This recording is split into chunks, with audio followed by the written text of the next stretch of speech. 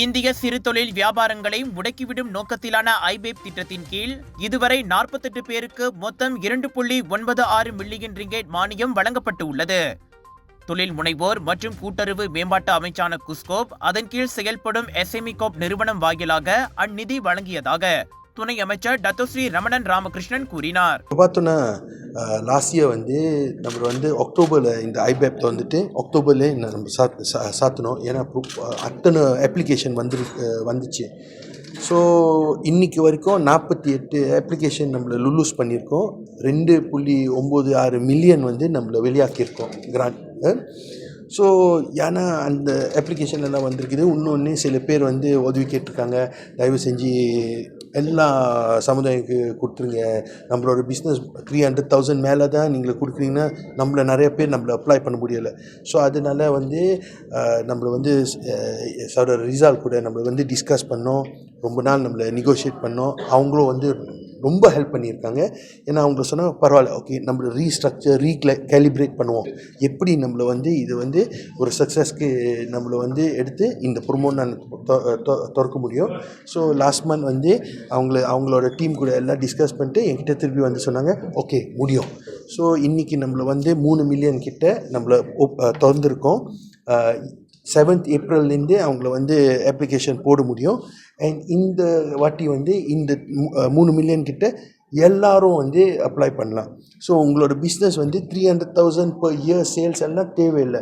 200,000 100,000 50,000 அவங்கள அப்ளை பண்ணலாம்.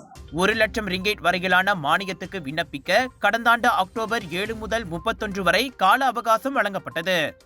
அதற்கு விண்ணப்பித்தவர்களில் இன்றைய தேதி வரை 48 பேருக்கு மானியம் அங்கீகரிக்கப்பட்டது.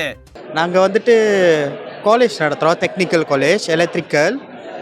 இன்றைக்கி நம்ம லோன் அப்ளை பண்ணியிருந்தோம். இந்த எஸ்எம்இயோட ப்ரோக்ராமோட லோன் ட்ரான்சாக்ஷன் ஆகிடுச்சு 300,000.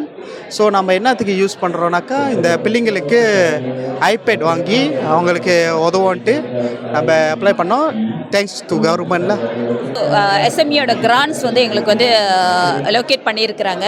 ஸோ இதோடைய இது நாங்கள் என்னத்துக்கு யூஸ் பண்ண போகிறோம்னா, எங்களுடைய ரபிஷ் பின் நாங்கள் ரபிஷ் கொலத்திங் வேஸ்ட் ரபிஷ் கொலத்திங் செஞ்சிட்ருக்கோம். ஸோ இந்த கிராண்ட்ஸ் எங்களுடைய ரபிஷ் பின் லோரிக்காக நாங்கள் இது உபயோகப்படுத்த போகிறோம். ஸோ இந்த லோன்னால் எங்களுக்கு ரொம்ப ஈஸியாக இருக்குது. ஏன்னா 50% கவர்மெண்ட்ஸ் அலோகேட் பண்ணியிருக்கனால இது எங்களுக்கு யூஸ்ஃபுல்லாக இருக்கும். ஸோ நம்ம நிறைய யூனிஃபார்ம்ஸு கஸ்டமேட் எல்லாமே நம்ம செய்கிறோம். ஸோ இந்த கிரான் நம்ம அப்ளை பண்ணியிருக்கோம். ஸோ நமக்கு கிரான் அப்ரூவ் ஆகிருக்கு. ஸோ இதனால் எனக்கு என்ன ஒரு நல்ல ஒரு விஷயம்னா, நிறைய புது மிஷினரிஸ் அப்கிரேட் பண்ண முடியுது என்னால். அதனால் என்னோடய வேலை செய்கிற அந்த உற்பத்தி பண்ணுற டைமிங் குறைக்கவும் முடியுது. இன்னும் அதிகமான ப்ராடக்ட் என்னால் செய்ய முடியும். ஸோ இந்த வேலையில் நம்மளோட இந்த அரசாங்கம் ஒற்றுமை அரசாங்கத்துக்கு ரொம்ப நன்றி சொல்லிக்கிறேன். ஏன்னா அவங்களால தான் எனக்கு இந்த கிரான் கிடைச்சிருக்கு. ஸோ இந்த கிரஜன் மடானி, அப்புறம் நம்ம நாட்டோட பிரதமர், அதன் பிறகு இந்த எஸ்எம்இ கோப் நிர்வாகம் என்னை ரொம்ப அழகாக கைட் பண்ணாங்க. எப்படி நம்ம அப்ளை பண்ணணும்னு எந்த ஒரு ஒளிமறை இல்லாமல் நல்ல டீட்டெயிலாக எனக்கு சொல்லிக் கொடுத்தாங்க.